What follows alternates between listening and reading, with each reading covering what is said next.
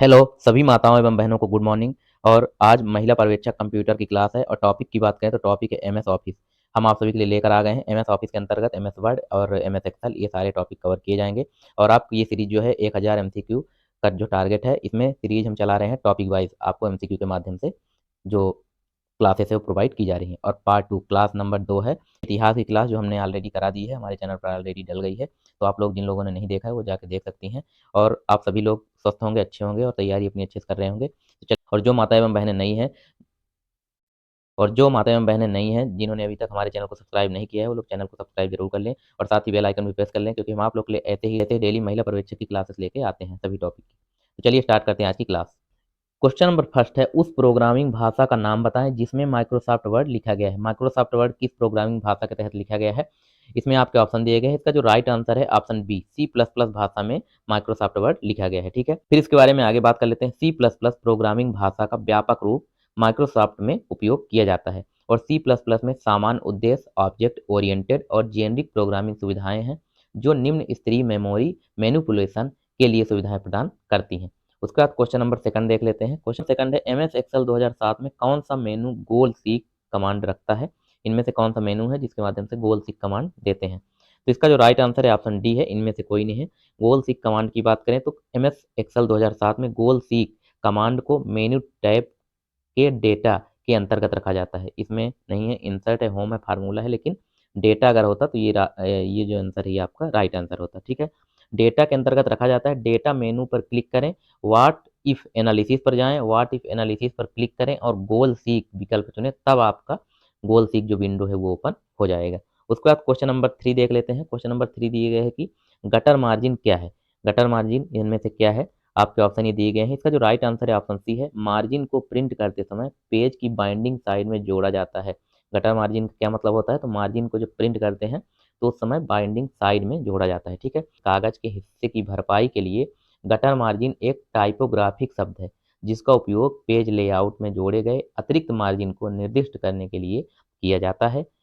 यह वह मार्जिन होता है जिसे प्रिंट करते समय पेज के बाइंडिंग साइड में जोड़ा जाता है।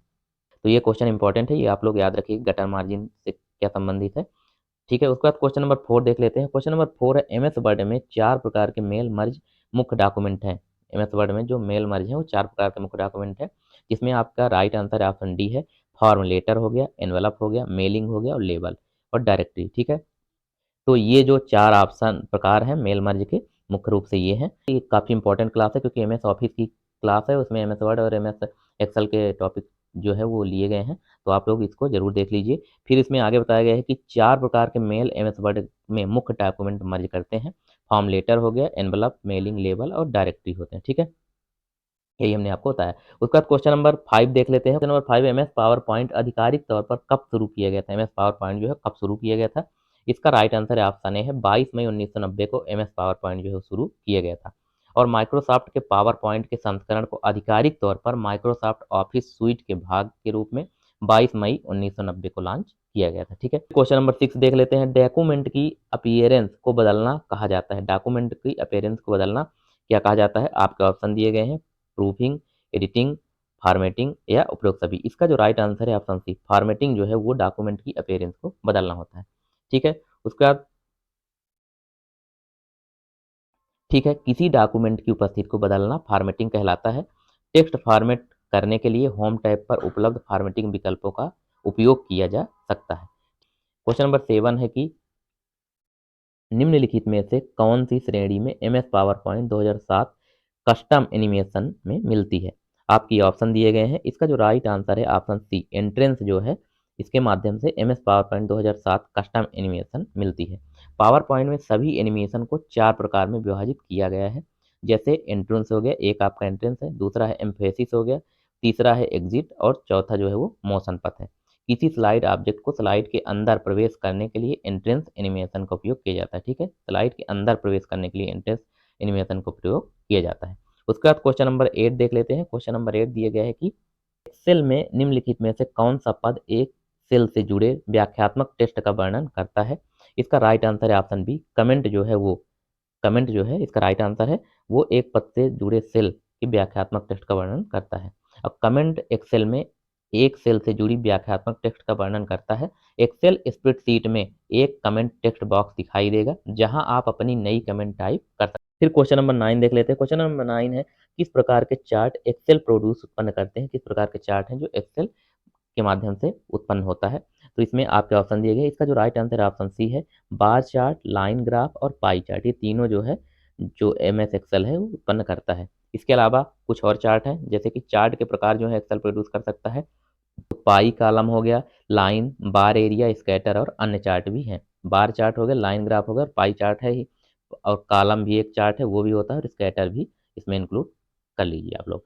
तो ये 5 प्रकार के जो चार्ट हैं ये उत्पन्न करता है एमएस एक्सेल। देख लेते हैं क्वेश्चन नंबर 10 दिया गया है कि एमएस वर्ड 2010 में एक स्क्रीन जूम करने की अधिकतम सीमा क्या है?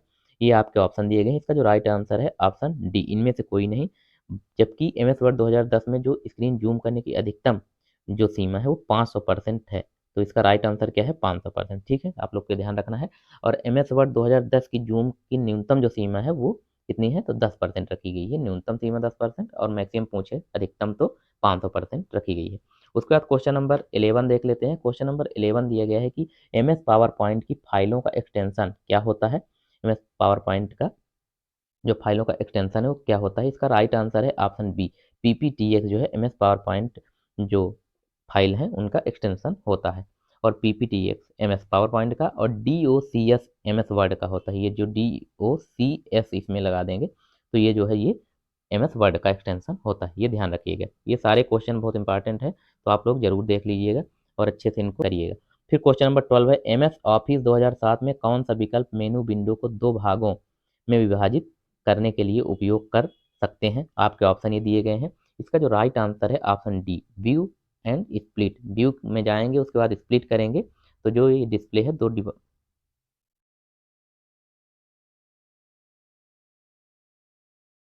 तो इसका जो राइट आंसर है ऑप्शन डी है, व्यू फिर स्प्लिट। व्यू के बाद स्प्लिट पे करेंगे तो इसका जो व्यू है, इसका जो विंडो है वो दो भागों में डिवाइड हो जाएगा। ठीक है, व्यू में जाएंगे, उसके बाद स्प्लिट वाले ऑप्शन पे क्लिक करेंगे तो ये दो भागों में डिवाइड हो जाएगा।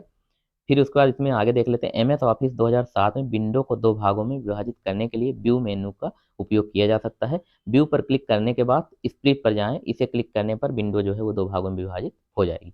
उसके बाद क्वेश्चन नंबर 13 देख लेते हैं। क्वेश्चन नंबर 13 दिया गया है कि एक चार्ट को प्रेजेंटेशन में एक पार्ट के रूप में रखा जा सकता है। इसमें आपके ऑप्शन दिए गए हैं। इसका जो राइट आंसर है ऑप्शन बी है, इंसर्ट चार्ट जो है, इंसर्ट फिर चार्ट जो है प्रेजेंटेशन के पार्ट के रूप में रखा जा सकता है। और एक चार्ट इंसर्ट मेनू टैब का उपयोग करके प्रेजेंटेशन के भाग के रूप में डाला जा सकता है। इंसर्ट पर क्लिक करने के बाद चार्ट विकल्प दबाएं और आप आसानी से चार्ट में सम्मिलित कर सकते हैं। ठीक है, इंसर्ट करने के लिए बताया गया है। फिर क्वेश्चन नंबर 14 की बात की जा रही है। क्वेश्चन नंबर 14 है, maximise PowerPoint application window के लिए आपको क्या दबाना है? पावर पॉइंट में आपकी जो पावर पॉइंट एप्लीकेशन में विंडो को मैक्सिमाइज करने के लिए आपको क्या की दबाना पड़ेगा? तो इसका जो राइट आंसर है ऑप्शन सी है, अल्ट प्लस F10 आप दबाएंगे तो मैक्सिमाइज हो जाएगी, यानी साइज जो है बड़ी हो जाएगी। पावर पॉइंट एप्लीकेशन विंडो को मैक्सिमाइज करने के लिए आपको अल्ट प्लस F10 साथ में दबाना है। और चयनित आइटम के लिए संदर्भ मेन्यू प्रदर्शित करने के लिए शिफ्ट प्लस F10 का उपयोग किया जाता है। ठीक है, उसके बाद क्वेश्चन नंबर इसमें 15 देख लेते हैं। क्वेश्चन नंबर 15 दिया गया है कि कौन सा मेनू आप सेड वर्ड और पैराग्राफ के लिए चयन करते हैं? आपके ऑप्शन दिए गए हैं। इसका जो राइट आंसर है ऑप्शन ए है, फॉर्मेट, बॉर्डर और शेडिंग जो है इसके माध्यम से सेड वर्ड्स और पैराग्राफ के लिए चयन किया जाता है। फॉर्मेट, बॉर्डर और शेडिंग। फॉर्मेट, बॉर्डर और शेडिंग मेनू को शब्दों और पैराग्राफ को सेट करने के लिए चुना जाएगा। ठीक है, उसके बाद क्वेश्चन नंबर 16 की बात करें। क्वेश्चन नंबर 16 जो दिया गया है, क्वेश्चन नंबर 16 है, जब आप एक्सेल वर्कबुक में बनाए गए डेटा को किसी वर्ड डॉक्यूमेंट से लिंक करते हैं तब क्या होगा? तब क्या होता है? इसका राइट आंसर है ऑप्शन बी, वर्ड डॉक्यूमेंट में ओरिजिनल सोर्स एप्लीकेशन का एक संदर्भ होता है। जब आप एक्सेल वर्क कार्य वर्क में बनाए गए डेटा को किसी वर्ड डॉक्यूमेंट, पहले आप एक्सेल में उसको बनाएंगे, उसके बाद उसको अगर वर्ड में लिंक करते हैं तब वर्ड डॉक्यूमेंट में मूल स्रोत एप्लीकेशन का संदर्भ होगा। ठीक है, उसके बाद क्वेश्चन नंबर इसमें 17 देख लेते हैं। क्वेश्चन नंबर 17 दिया गया है कि आपके द्वारा सेल्स की एक रेंज, सिंगल रेंज जो होती है वो चयन कर सकते हैं इनमें से किसके माध्यम से? आप एमएस एक्सेल जो होता है उसमें हम आपको बता दें, इधर ये इस प्रकार से जो कॉलम बने होते हैं इसको सिंगल जो रेंज बोलते हैं। तो इसको अगर चयन करना हो सिंगल रेंज को, तो अगर चयन करना हो तो आप किस माध्यम से करेंगे? इसका जो राइट आंसर है ऑप्शन डी है, कि अभीष्ट सेल पर ड्रैग करना करके, अभीष्ट जो सेल दी रहेगी उस पर आप थोड़ी देर कर माउस को दबा के और ऐसे रखेंगे तो वो ऑटोमेटिक जो है वो सेलेक्ट हो जाएगी। ठीक है, इसका राइट आंसर है। फिर आपको इसके बारे में बता देते हैं। आप अभीष्ट सेल पर ड्रैग सेल की एक रेंज का चयन कर सकते हैं। सबसे पहले उस रेंज के पहले सेल पर अपने माउस के बायां क्लिक करें, यानी माउस जो रहता है उसका बायां जो साइड की है उसको क्लिक करें जिस रेंज का आप चयन करना चाहते हैं, जबकि बाईं माउस बटन को दबाए रखते हुए, उसी को दबाए रखते हुए अभीष्ट रेंज में माउस कर्सर को अंतिम सेल तक ड्रैग करें। उसी को, यानी बाईं जो बटन है माउस में उसको दबा के आप लास्ट तक खींच देंगे तो आपकी जो सेल है वो ड्रैग हो जाएगी। फिर क्वेश्चन नंबर 18 देखते हैं। क्वेश्चन नंबर 18 है, एमएस ऑफिस 2007 में अंतिम क्रिया लास्ट एक्शन को दोहराने के लिए शॉर्टकट कुंजी क्या है। ठीक है, ये शॉर्टकट कुंजी क्या है, की एक हम अलग से क्लास लाएंगे, उसको हम जल्दी लाने वाले हैं। तो अभी तो ये क्लास है, उसके बाद शॉर्ट की उसमें सारे शॉर्ट की जो हैं उनको हम लेके आप लोग के समझ जरूर आएंगे, तो वो आप लोग इजीली याद कर सकते हैं। उसमें सारे शॉर्ट की के बारे में हम बताएंगे। तो इसका जो राइट आंसर है ऑप्शन बी है। F4 जब दबाएंगे तो जो है एमएस ऑफिस 2007 में अंतिम क्रिया लास्ट एक्शन को दोहराने के लिए F4 की दबाएंगे। फिर इसमें आगे दिए गए एमएस ऑफिस 2007 में टेक्स्ट या ग्राफिक्स को स्थानांतरित करने के लिए प्रयुक्त जो शॉर्टकट कुंजी है वो F2 का यूज किया जाता है। यानी कोई टेक्स्ट हो जो लिखा हो या ग्राफिक्स हो उसको दूसरी जगह यूज करने के लिए, स्थानांतरित करने के लिए F2 का प्रयोग किया जाता है। ये सब याद रखिएगा आप लोग।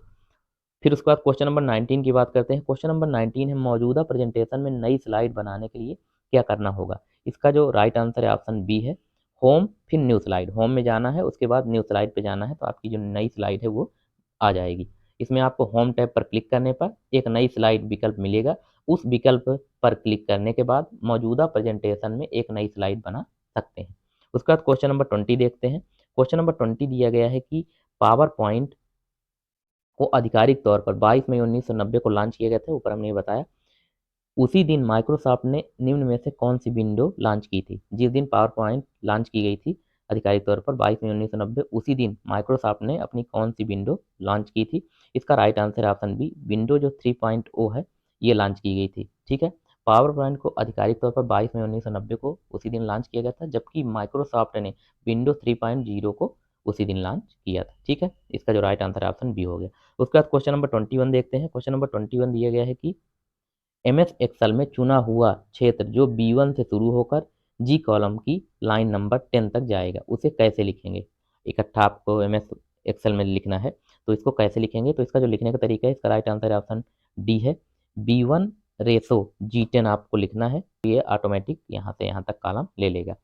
B1 Resso G10 MS Excel में चयनित क्षेत्र को B1 से जी कॉलम लाइन में B1 से नंबर 10 तक लिखने का एक तरीका होता है। उसके बाद क्वेश्चन नंबर 22 देख लेते हैं। क्वेश्चन नंबर 22 दिया गया है कि कौन सी कमांड आपको एमएस पावर पॉइंट प्रस्तुति में पहली स्लाइड पर लाती है। इसमें जो कमांड दी गई है, तो एमएस पावर पॉइंट में किस कमांड को दबाएंगे तो आपको पहली यानी फर्स्ट वाली स्लाइड पर ले आएगी। तो आपके आंसर तो आपके तो इसका जो राइट आंसर है ऑप्शन सी है, कंट्रोल प्लस होम जैसे ही आप दबाएंगे एक साथ, तो जो पावर पॉइंट में तो स्लाइड है वो फर्स्ट वाले पे आ जाएगी। ठीक है, कंट्रोल प्लस होम कमांड आपको अपने एमएस पावर पॉइंट प्रेजेंटेशन में पहली स्लाइड पर ले जाएगा, और कंट्रोल प्लस इंड अगर दबाते हैं तो ये कमांड आपको एमएस पावर पॉइंट प्रेजेंटेशन की अंतिम स्लाइड पर ले जाएगा। इंड से आपको याद रखना है अंतिम, और कंट्रोल प्लस होम यानी स्टार्टिंग। ठीक है, उसके बाद क्वेश्चन नंबर 23 की बात करते हैं। क्वेश्चन नंबर 23 दिए गए है कि आप बाइट फॉर्मेट में प्रिंट करना चाहते हैं तो आप किस पेज ओरिएंटेशन का चयन करेंगे। इसके आपके ऑप्शन दिए गए हैं, लैंडस्केप, पोर्ट्रेट, ओरिएंटल। तो इसका जो राइट आंसर है ऑप्शन ए है, लैंडस्केप में जो है अगर आप प्रिंट करना चाहते हैं फॉर्मेट बाइट यानी चौड़ा प्रिंट करना चाहते हैं तो इसको फिर लैंडस्केप में करना पड़ेगा। बात कर लेते हैं, यदि कोई बाइट फॉर्मेट में प्रिंट करना चाहता है तो लैंडस्केप पेज ओरिएंटेशन का चयन किया जाएगा। विंडो के शीर्ष के पास पेज लेआउट टैब पर क्लिक करें। ये प्रोसेस है दोस्तों, कैसे आपको पेज का जो साइज है वो लैंडस्केप करना है। ये हम आपको बता देते हैं, वाइड फॉर्मेट जो है वो इस प्रकार से होता है, इसको चौड़ा यानी ऐसा ऐसा होगा वाइड फॉर्मेट। बाकी नॉर्मल प्रिंट आप लोग देखते होंगे ये ऐसा होता है, लेकिन ये वाइड फॉर्मेट ये है।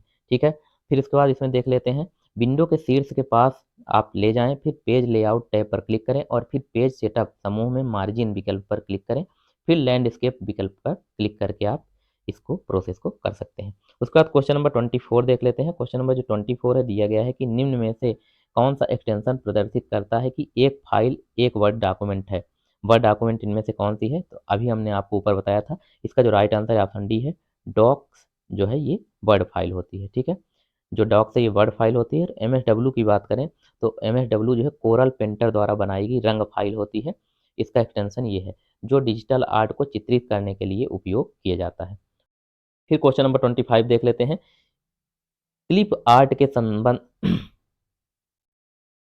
फिर क्वेश्चन नंबर 25 देख लेते हैं। क्लिप आर्ट के संबंध में निम्नलिखित में से क्या सही है? इसका राइट आंसर है उपयोग सभी, ऑप्शन डी। तो ये क्या क्या सही है? तो पावर पॉइंट उपलब्ध चित्रों को क्लिप आर्ट गैलरी में प्रदर्शित करता है, बिल्कुल सही है। आप एक टूल बार बटन या प्लेस होल्डर का प्रयोग कर सकते हैं, बिल्कुल सही है। आप क्लिप आर्ट में फिर से रंग भर सकते हैं, ये बिल्कुल सही है। तो इसका जो राइट आंसर है ऑप्शन डी, उपयोग सभी। 26 देख लेते हैं। क्वेश्चन नंबर 26 दिया गया है कि एक फाइल जो रेडीमेड शैलियों में उपलब्ध है तथा जिनका उपयोग एक प्रेजेंटेशन में कर सकते हैं, ये आपके ऑप्शन दिए गए हैं, इसको क्या बोलते हैं? तो इसका जो राइट आंसर है ऑप्शन डी है, टेम्पलेट। इसका राइट आंसर है टेम्पलेट, ठीक है। टेम्पलेट जो है इसका उपयोग कर सकते हैं। एक फाइल जिसमें रेडीमेड शैलियाँ होती हैं, ऑटोमेटिक इसमें ये शैलियाँ दी रहती हैं, जिनको हम टेम्पलेट बोलते हैं, जिन्हें एक प्रेजेंटेशन के लिए प्रयोग किया जा सकता है, जिसे टेम्पलेट कहा जाता है। पावर पॉइंट में एक ऑटो कंटेंट विजार्ड है, जो आपको एक प्रेजेंटेशन बनाने में मदद करता है। विजार्ड विभिन्न कंटेंट गाइड के साथ कई स्लाइड प्रदान करता है, ठीक है। क्वेश्चन नंबर 27 देख लेते हैं। एमएस एक्सेल 2007 के एक सेल में रैप वार्प टेक्स्ट करने के लिए किस मेनू का चयन करेंगे? इसका राइट आंसर है ऑप्शन ए, होम मेनू का चयन करेंगे, ठीक है। तो होम मेनू में हम एमएस एक्सेल 2007 की एक सेल में टेक्स्ट को रैप का विकल्प पाते हैं।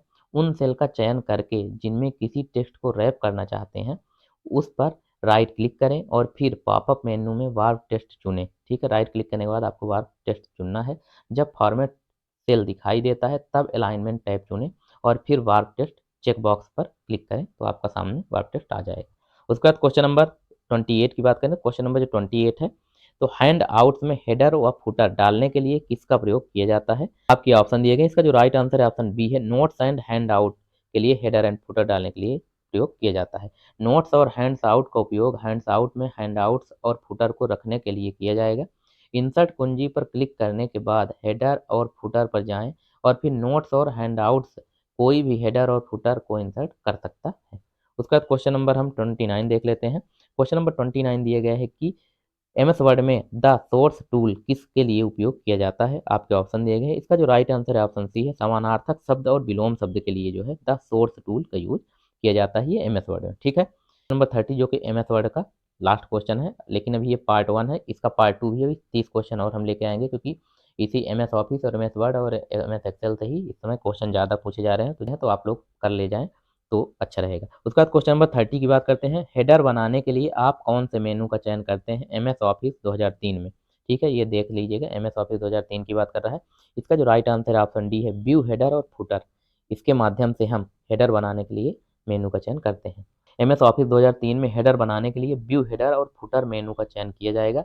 एमएस ऑफिस 2010 की बात करें तो 2010 में हेडर को मेनू टैब का उपयोग करके बनाया जा सकता है, ठीक है। ये 2003 के लिए हो गया। अगर 2010 की बात करता है तो हेडर को मेनू टैब का उपयोग करके बनाया जा सकता है हेडर को, ठीक है। लेकिन अगर 2003 की बात करें तो व्यू हेडर और फुटर के माध्यम से आप ये जो है मेनू को चयन करते हैं। ये आपके 30 क्वेश्चन हो गए। तो जिन माताओं एवं बहनों को क्लास अच्छी लगी तो लोग चैनल को सब्सक्राइब और वीडियो को लाइक जरूर कर लें। नेक्स्ट क्लास के नोटिफिकेशन के लिए आप लोग बेल आइकन भी प्रेस कर लें, ताकि जैसे ही क्लास यहाँ से हमारे द्वारा डाली जाए तो आप तक पहुँच जाए। तो मिल क्लास में, तब तक आप सभी का धन्यवाद।